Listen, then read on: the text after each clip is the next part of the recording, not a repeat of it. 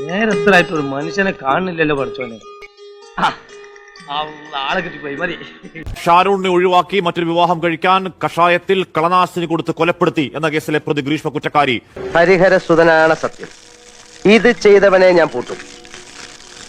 മണിച്ചിത്ര പൂട്ടിട്ട് ഞാൻ പൂട്ടും. പ്രതികളെ കോടതിയിൽ നിന്ന് പുറത്തേക്ക് ഇറക്കുന്ന ദൃശ്യങ്ങൾ കൂടി നേരത്തെ പ്രേക്ഷകർ കണ്ടു. ഷാരോണിന്റെ അച്ഛന്റെ അമ്മയുടെ പ്രതികരണങ്ങൾ കണ്ടു.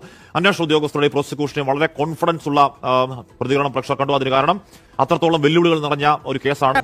എന്നെ മനഃപൂർവ്വം കരിവാരിത്തേക്കാൻ കുറച്ച് ആൾക്കാർ ഇറങ്ങിയിരിക്കുകയാണ്. പോലീസിനെ സംബന്ധിച്ച് പോലീസ് വലിയ പ്രാധാന്യത്തിൽ വലിയ ജാഗ്രതയോടെ അന്വേഷിച്ചൊരു കേസാണ്. Cool down KRP. Cool down.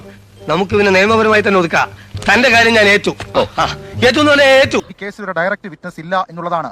ദൃക്സാക്ഷിയില്ല. അതായത് ആ ദിവസം ഒക്ടോബർ 14 രാവിലെ 10 മണിക്കും 11 മണിക്കും ഇടയിൽ ഗ്രീഷ്മയുടെ വീട്ടിലെത്തിയ ഷാരോണിന് കഷായം ഗ്രീഷ്മ നൽകുന്നു എന്ന് കണ്ട ഡയറക്റ്റ് സാക്ഷിമൊഴികൾ, ദൃക്സാക്ഷിമൊഴികൾ ഇല്ല. സമാധാനമായല്ലോ. പോലീസ് ജീപ്പിലേക്ക് അയച്ച ദൃശ്യങ്ങളാണ് പ്രേക്ഷകർ ഇപ്പോൾ കാണുന്നത്. അതിനുള്ളിൽ എന്തോ ശ്വാസതടസ്സം പോലെ എന്തോ കാണിക്കുന്നുണ്ട് ഗ്രീഷ്മ. എന്താണെന്ന് അറിയില്ല.